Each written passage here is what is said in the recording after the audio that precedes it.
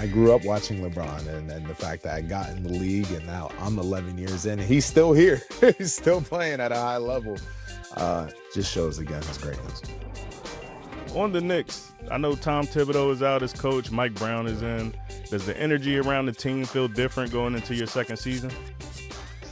I mean, it's just, we understand the expectations that we have, and we understand what people, now seeing us after what we were able to show the world last year in the playoff run, what we could do and who we could be. So for us, the energy is still the same. You want to go out there and compete at a championship level and give yourselves the best chance to win a championship. And the city is starving for a championship. New York, Yeah, I know the Yankees keep coming up short. The yeah. Giants have some new energy, but it's been a few years. Do you feel that pressure playing for New York? I mean, pressure is something that I've been used to since I was little playing basketball, so it's nothing new.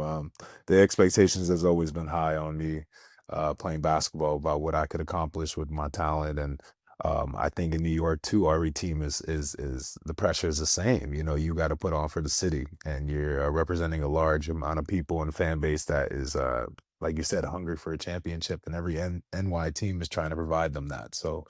Um, Recently was the Liberty got it done, and now it's someone else's turn too. I hate that the Liberty always get left out when you talk about major sports, when the Liberty is one of the major sports. Basketball is one of the major sports in New York, and they deserve their love.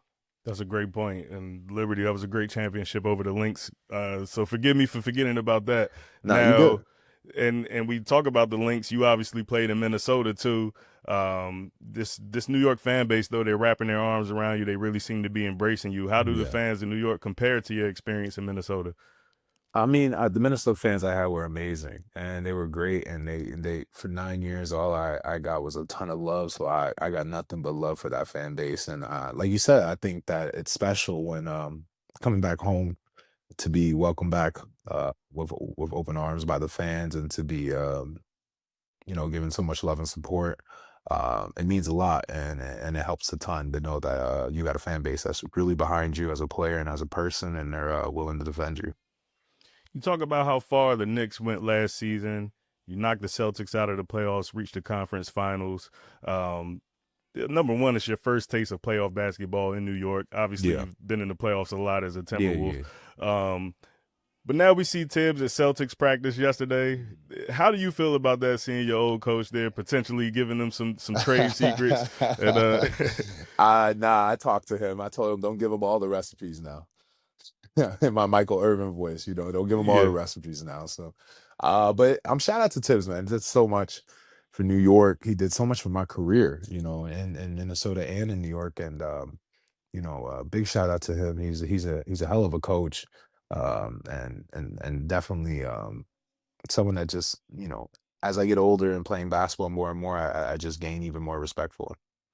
having played for Tibbs for so many years, I'm sure you've heard the jokes that everyone makes about how much he plays his stars, the minutes. I'm sure as a player Hey, you don't mind. yeah, I was asking for more minutes. Yeah. Do those type of jokes make their way into the locker room, or those things players talk Absolutely, about? absolutely, absolutely. And Tibbs himself will make a joke about it. That's what's so crazy, because the old Tibbs didn't do that. The new Tibbs I love that he gets to show his personality to people and the fans, and we kind of get a little more insight into who he is and who we see him to be at work behind, behind doors and no cameras. And um, yeah, nah, I'm definitely one of those people that have told him that I want more minutes. So his coaching style had no problem with me. So I know you recently mentioned not really knowing your role in the Knicks' new offense. How concerning is that with the season now officially underway? I mean, it's a new coach, it's a new system, and obviously for me, I haven't played the last two preseason games, so obviously it's an adjustment. We're all making an adjustment on this team, and we're all adjusting to a new system. And the guys who have been here, um, not me and Kale, last year was our first year, but before that, it was with Tibbs. So obviously they grew accustomed to a system, and we came over with playing different systems, and we're all just trying to figure it out. But I could tell you that practices have been great. The team has been great. And the camaraderie is there. So we're always going to put our best foot forward, and I think we're going to do a great job of gelling and continuing to be more and more comfortable with the system. And I imagine you've got to be more comfortable just as a Nick in general, having a full off season to kind of prepare Yeah. You got traded right before the season started last Yeah, yeah, season. that was an opportune timing for me for sure. How has it been? Kind of. Do you feel more prepared going into the season, having more time? Yeah, I mean, it's always going to be better when you have like when you're going walking in the locker room and you're seeing the same faces. It allows us to grow together. It allows us to understand the nuances of each other's games and how we like to play and where can we maximize what we do best for each other, and utilize that to impact winning. So, I think having a whole off season with one team obviously it helps a lot, but being able to walk in the locker room and see the same guys again is a really big plus, especially in this league. It's rare to do.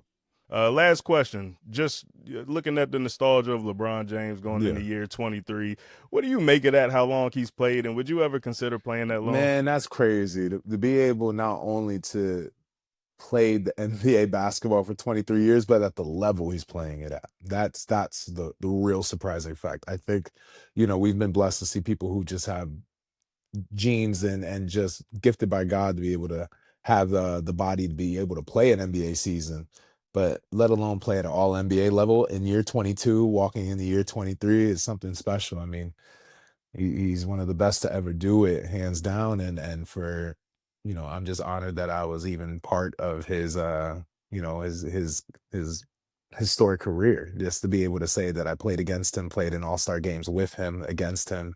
Uh, it's a very humbling thing, and I don't take it for granted. I grew up watching LeBron, and the fact that I got in the league, and now I'm 11 years in, and he's still here, he's still playing at a high level. Just shows again his greatness.